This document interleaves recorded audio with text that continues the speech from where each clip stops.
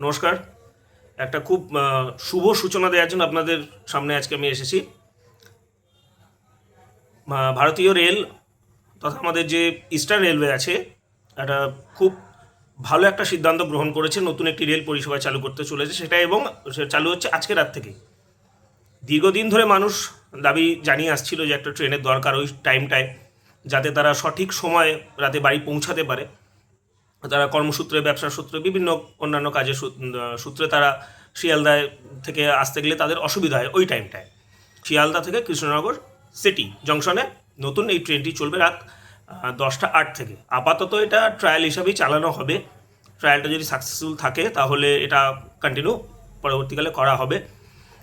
এছাড়া অনেক দাবি দাওয়া আরও রয়েছে। আমাদের রানাঘাটবাসীরও দাবি রয়েছে যে সাইরাং এক্সপ্রেসটা যায় সেটা যাতে রানাঘাটে, যাতে এখানে দাঁড় করানো স্টপেজটা দেওয়া যায়।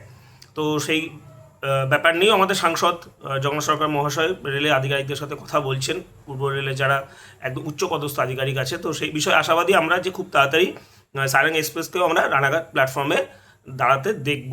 যেহেতু এটা কৃষ্ণনগরে দাঁড়ায়, তো কৃষ্ণনগর অবশ্যই নদীয়া জেলার প্রাণকেন্দ্র, কিন্তু যদি আপনি রেলওয়ে হিসাব করে থাকেন, রেলের দিক থেকে দেখে থাকেন, তো কৃষ্ণনগর থেকে কিন্তু অনেক বড় জংশন কিন্তু রানাঘাট জংশন। তো আশা করব রেল কর্তৃপক্ষ এই সব কিছু বিচার বিবেচনা করে এই সিদ্ধান্ত নেবে যাতে সাইরাং এক্সপ্রেসটা রানাঘাটে একটা স্টপেজ দেওয়া যায়। তো এটাই ছিল আজকের বক্তব্য। ভালো থাকবেন। জয় শ্রীরাম।